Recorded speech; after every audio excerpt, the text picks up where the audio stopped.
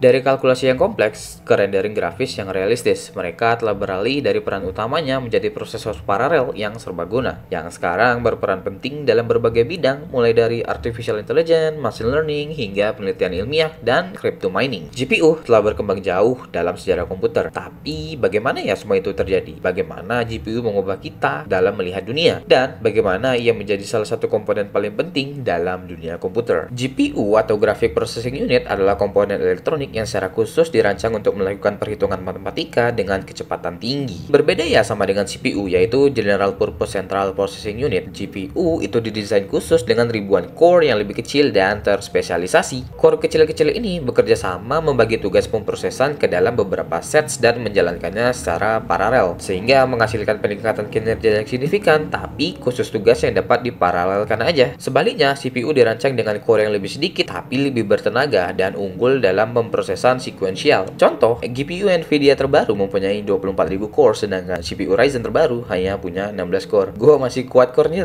Inilah yang menjadi pembeda antara CPU dan GPU. Tujuan awal GPU ini diciptakan yaitu untuk mempercepat rendering grafis. Terus dengan dipisahnya tugas pemrosesan grafis ini dari CPU, GPU memungkinkan peningkatan kinerja dan visual yang lebih bagus dalam pengaplikasian seperti game, editing video, dan software 3D.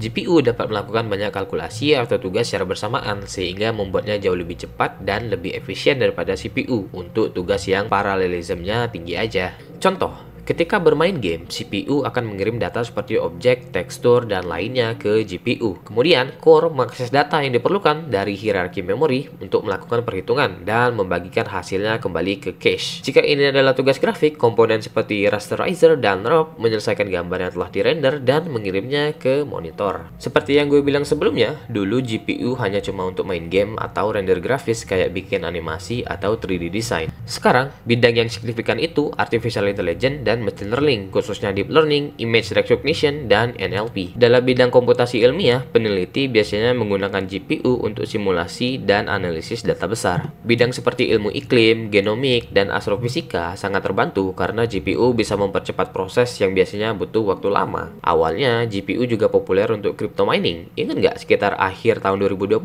sampai 2021, itu GPU langka banget diborong sama miners. Namun, telah tergantikan oleh ASIC, Application Specific Integrated Circuits. GPU modern terdiri dari berbagai komponen penting yang bekerja sama untuk memberikan performa yang tinggi. Tentu saja yang pertama adalah GPU core. Ini adalah otaknya. Disinilah semua komputasi terjadi. VRAM atau video RAM berfungsi sama seperti RAM, namun untuk menyimpan data grafis seperti tekstur, frame buffer, dan shader. Berbeda dengan RAM, VRAM ini terintegrasi langsung dengan graphics card. Jadi transfer data bisa lebih cepat. VRM atau Voltage Regulator Module ini yang mengatur listrik agar GPU tidak mati saat ada beban berat. PCIe interface. Kalau gak ada ini, gimana cara coloknya ke motherboard ya kan? Terus cooling system, ya sesuai namanya sebagai pendingin. Video BIOS mirip seperti BIOS motherboard, tapi ini khusus untuk graphic card. Output interface, port output untuk menghubungkan monitor seperti HDMI, DisplayPort, atau DVI. GPU terus berkembang dengan cepat seperti Pokemon. Selain ray tracing, DLSS, dan AI, lalu ada yang namanya neural rendering. Pendekatan baru dalam menghasilkan grafis yang mengandalkan machine learning. Pendekatan ini memiliki potensi untuk menawarkan rendering yang lebih efisien dan fotorealistik dibandingkan dengan metode tradisional sebelumnya. Industri GPU juga semakin kompetitif. Selain nama-nama besar seperti Nvidia, AMD, dan Intel, muncullah pemain baru seperti Cerebras dengan pendekatan unik mereka.